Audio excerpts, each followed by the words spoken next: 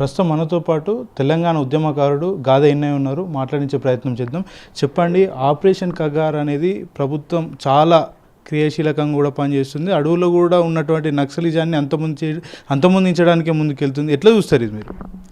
అంటే ఇది ఒక రకంగా భారత రాజ్యాంగం, భారత ప్రజాస్వామ్యం బతికుందా అనే అనుమానం కలిగే రీతిలో ఉన్నది. ఎందుకంటే భారత రాజ్యాంగం ప్రకారము, భారతదేశ ప్రజాస్వామ్య విలువల ప్రకారం చూసినప్పుడు మనం ఏ ప్రాణిని కూడా చంపాలంటే చట్టబద్ధమైన ప్రజాస్వామ్యబద్ధమైన విలువలతో కూడిన ఒక సాంప్రదాయాన్ని కావచ్చు, ఒక ప్రొసీజర్ని కావచ్చు ఫాలో కావాలి. అట్లా కాకుండా ముహూర్తాలు పెట్టి మేము చంపుతాము, నరికేస్తాము, లేపేస్తాము, నిర్మూలిస్తాము, ఇట్లా మాట్లాడడం అనేది ఆ భాషే అప్రజాస్వామికమైంది, రాజ్యాంగ వ్యతిరేకమైంది. కాబట్టి ఈరోజు భారతదేశం, భారత రాజ్యాంగం, భారత ప్రజాస్వామ్యం ప్రపంచ దేశాల్లో నవ్వుల పాలు కాకుండా ఉండాలంటే, కనీస గౌరవం కాపాడాలంటే ఇది వ్యక్తుల ఇష్టాయిష్టాలతో ముడిపడి లేకుండా భారత రాజ్యాంగం ప్రకారము, భారత ప్రజాస్వామ్య విలువల ప్రకారము దాన్ని కాపాడడానికి పాలకులు ప్రయత్నం చేయాల్సిన అవసరం ఎంతైనా ఉంది. ఇవాళ ఈ పాలకులు ఉండొచ్చు, రేపు ఇంకో పాలకులు ఉండొచ్చు, ఇంకో పార్టీ ఉండొచ్చు, లేకపోతే అదే పార్టీలో మనుషులు మారవచ్చు, ఎవరైనా కావచ్చు. కానీ అంతిమంగా భారతదేశ ప్రతిష్ట దేని మీద ఆధారపడి ఉంది? భారత రాజ్యాంగ ప్రాతిపదికగా పాలన చేసే పాలనా వ్యవస్థ పైన ఆధారపడి ఉంటుంది. మరి మాకు రాజ్యాంగం వద్దు, ప్రజాస్వామ్య విలువలు వద్దు, చట్టాలు వద్దు, మా ఇష్టమే మా రాజ్యం, మేము నచ్చింది మెచ్చిందే రాజ్యం అనుకుంటే, రాజ్యాంగం అనుకుంటే ఎట్లయితుంది?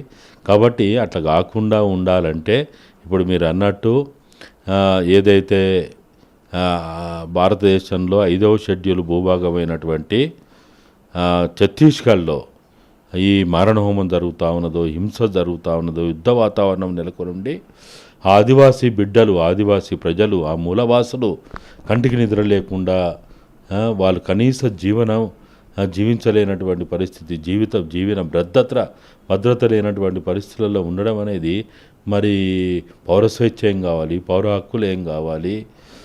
ఇవాళ మన రాజ్యాంగం ఇచ్చినటువంటి కనీస ఆ హక్కులను కూడా కాలరాస్తే ఇక ప్రజలు బతికేది ఎట్లా? ప్రజలు బతకాలంటే కనుక భారత రాజ్యాంగం ప్రకారం, చట్టాల ప్రకారము కనీస సౌకర్యాలు కల్పించకపోయినా, విద్యాన్ని కల్పించకపోయినా, వైద్యాన్ని కల్పించకపోయినా, రవాణా వ్యవస్థ కల్పించకపోయినా, లేకపోతే ఇంకా కనీస సౌకర్యాలు కల్పించకపోయినా కనీసం స్వేచ్ఛని ఇవ్వాలి కదా, బతికే స్వేచ్ఛ ఇవ్వాలి కదా. శాంతి చర్చలకు మేము వస్తామని నక్సలైట్లు చెప్తున్నా, కేంద్ర ప్రభుత్వం ఎందుకు వినిపించుకోవడం లేదు ఈ విషయంలో? అదే అందరికీ అర్థం కాని విషయం.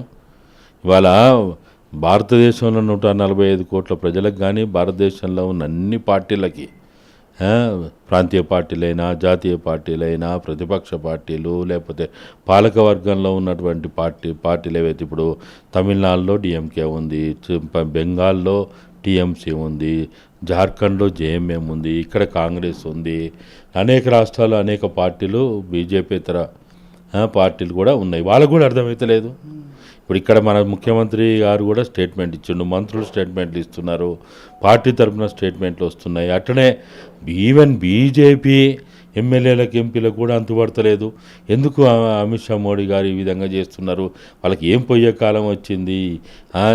వాళ్ళు ఎందుకు ఇంత కక్షగట్టి ఇట్లా నరమేధం సృష్టిస్తూ ఉన్నారు, ఇంత రక్తపాతం బారిస్తూ ఉన్నారు? వాళ్ళు ప్రజలు కదా, వాళ్ళు ప్రాణులు కదా, వాళ్ళని ఎందుకు ఇట్లా చేయాలా?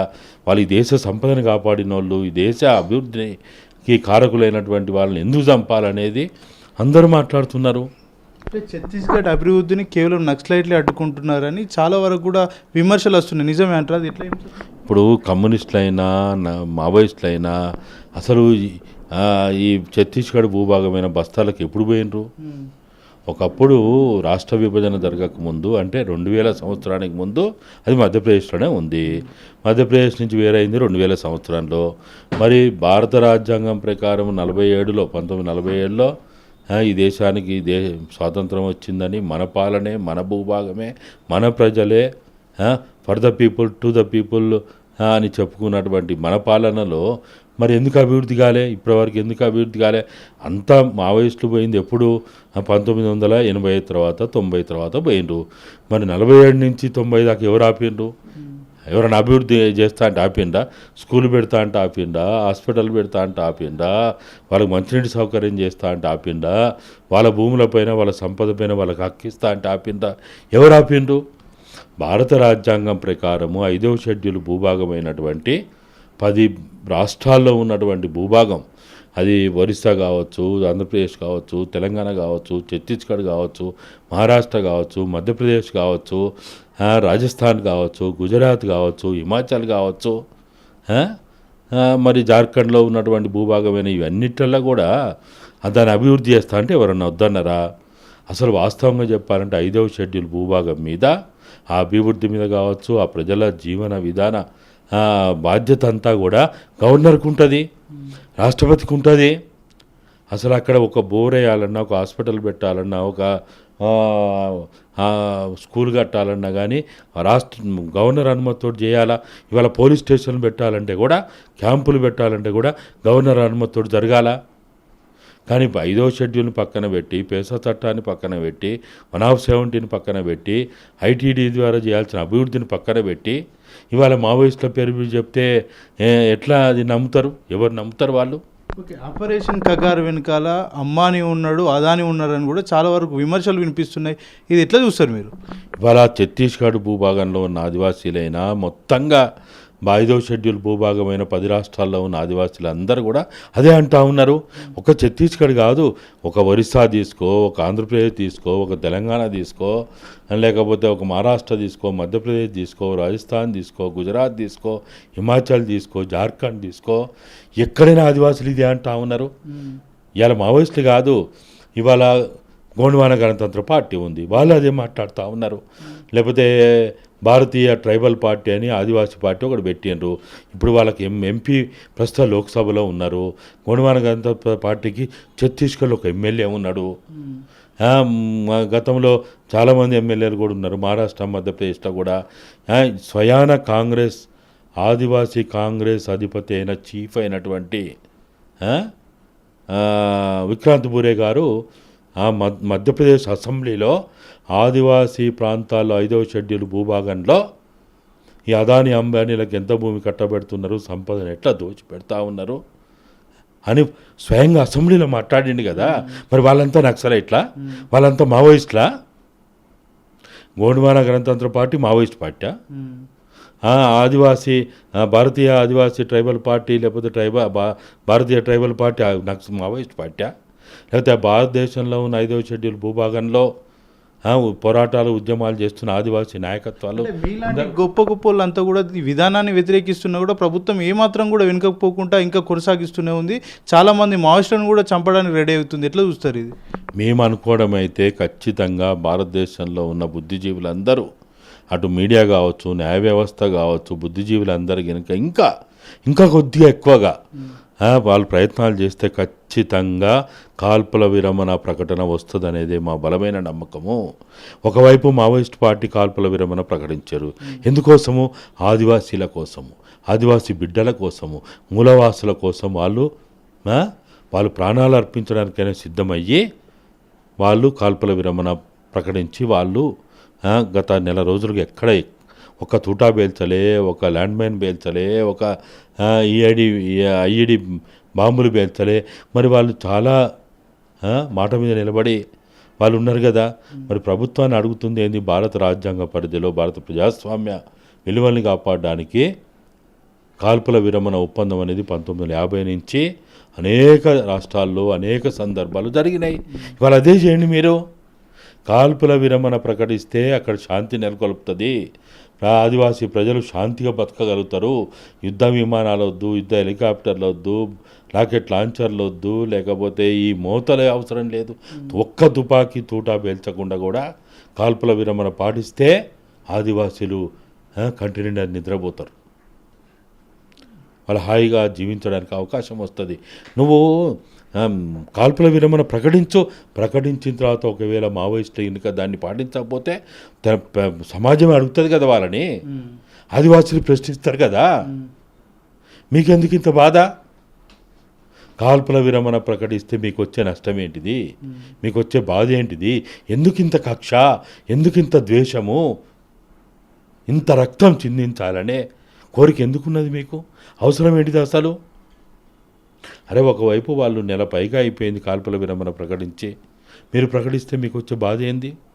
కాల్పుల విరమణ అనేది భారత రాజ్యాంగం లేదా? భారతదేశ సాంప్రదాయాలు లేదా? అరే ఈ దేశమే మా దేశం కాదు, ఈ దేశం నుంచి మేము వెళ్ళిపోతామన్న వాళ్ళతోటి కూడా కాల్పుల విరమణ ఒప్పందాలు చేసుకున్నారు. నాగాల్యాండ్లో, మణిపూర్లో, త్రిపుర, మన అరుణాచల్ ప్రదేశ్లో చేసుకున్నారు కదా. మీకు వచ్చిన బాధ ఏందా అంటున్నా. అస్సాంలో బోడోలాండ్తో చేసుకోలేదా? గూర్ఖాలాండ్తో చేసుకోలేదా? పశ్చిమ బెంగాల్లో మీకు వచ్చే బాధ ఏంటిది? ఓకే, కర్రెగుట్టలో ఎంతోమంది మావోలు చనిపోయే అవకాశాలు ఉంటాయి అంటారు ఇప్పటి వరకు? మావోలు అనేది మనం చూడొద్దు, మావోలను వేరుగా ఆదివాసులు వేరుగా చూడొద్దు. ఇవాళ అందరం ఆలోచించాల్సింది ఆదివాసీల పైన జరుగుతున్న అరాచకం, ఆదివాసీల పైన జరుగుతున్న హింస, ఆదివాసీల పైన జరుగుతున్న మాన ప్రాణ రక్షణ లేనటువంటి దాన్ని మనం ఎక్కువగా మాట్లాడుకోవాలి. ఎందుకంటే సరే మావోయిస్టు వాళ్ళు ఎట్లా ప్రాణత్యాగాలకు సిద్ధమయ్యే వాళ్ళు పోయిండ్రు. మేము ఈ ఆదివాసీలా కానీ భారతదేశంలో నిచ్చెనమెట్ల సమాజం లేకుండా చేయడం కోసము, వర్ణ వ్యవస్థ లేకుండా చేయడం కోసము, ఈ వర్గరహిత సమాజ స్థాపన కోసం అనే వాళ్ళు పోయినారు. వాళ్ళ పద్ధతిలో వాళ్ళు చేస్తూ ఉన్నారు. ఆ రాజకీయాల మీద మనకి ఇష్టం ఉన్నా ఇష్టం లేకున్నా మనం మనుషులం కదా, మానవత్వం ఉన్న మనుషులం కదా. మరి మన తోటి ఆదివాసీ బిడ్డల్ని చంపుతూ ఉంటే, చిత్రహింసలు పెడతా ఉంటే, మానభంగాలు చేస్తూ ఉంటే, అరాచకాలు చేస్తూ ఉంటే చూసుకుంటూ ఊకుందామా? దీనికి మన విప్లవకారులు కావాల్సిన అవసరం లేదు. అరే ఎక్కడన్నా ఒక తుఫాను వస్తే, ఒక భూకంపం వస్తే వాళ్ళకి మన సహాయ సహకారాలు అందించమా? అనే ఈ దేశ సంపదను కాపాడిన వాళ్ళం మేము, ఇవాళ మా రక్షణ, మా ప్రాణాలకు రక్షణ లేకుండా అయిపోయింది అని వాళ్ళు అరుస్తూ ఉంటే, ప్రాధేయపడతా ఉంటే మనుషులుగా చెప్పబడే మనం మాట్లాడొద్దా? మాట్లాడే బాధ్యత లేదా? మీరన్నట్టు పాకిస్తాన్ వాళ్ళకి కరోనా టైంలో పారాసిటమాల్ టాబ్లెట్ పంపించిన దేశం అనేది, అలాంటి సమయంలో మన దేశానికి చెందినటువంటి వ్యక్తుల మీద మరణం, వాళ్ళ మీద దాడులు చేయడం ఎట్లా చూడొచ్చు అంటే ఇదంతా? అసలు భారతదేశంలో ఇప్పటివరకు మనం మానవత్వం చెప్పుకునేవాడు ఎవడు కూడా తన తల్లి తన బిడ్డల్ని రాక్షసంగా, నిరంకుశంగా చంపుతుంటే ఊకుండే సమాజమా మనది? ఊకోగలుగుతామా? ఆ కుటుంబస్తులు ఊకుంటారా? గ్రామస్తులు ఊకుంటారా? మనిషి అని చెప్పుకునేవాడు ఎవడైనా ఊకుంటారా? అరే అన్యాయంగా ఎవరైనా చంపుతుంటే ఆ దగ్గరలో ఉన్న పక్షులు అరుస్తాయి, ఆ దగ్గరలో ఉన్న కుక్కలు మరుగుతాయి. మరి ఈరోజు ఈ విధంగా మన బిడ్డలు వాళ్ళు, ఈ దేశ మూలవాసులు వాళ్ళు, మరి వాళ్ళ మీద ఇంత అకృత్యాలు జరుగుతుంటే మాట్లాడొద్దాం మనం? మాట్లాడితే నాకు మావోయిస్ట్ అవుతాడా? మాట్లాడితే నాకు సెలెక్ట్ అవుతాడా? ఇప్పుడు మీరు కూడా మాట్లాడుతున్నారు, మీడియా కూడా మాట్లాడుతున్నది. అరే బీజేపీలో ఉన్న ఆదివాసీలు మాట్లాడుతున్నారు, మరి వాళ్ళు నక్సలైట్లా, మావోయిస్ట్లా? కాంగ్రెస్ వాళ్ళు దేశంలో ఉన్న ప్రతి పార్టీ మాట్లాడుతున్నది, మరి వాళ్ళు మావోయిస్టులు అవుతారా? పోలీసు అధికారులు మొన్న పోలీసు అధికారులు కూడా, మాజీ పోలీసు అధికారులు స్టేట్మెంట్లు ఇచ్చారు, మరి వాళ్ళు మావోయిస్టులా? అరే మానవత్వం ఉన్న ప్రతి వాడు మాట్లాడాల్సిన విషయం ఇది.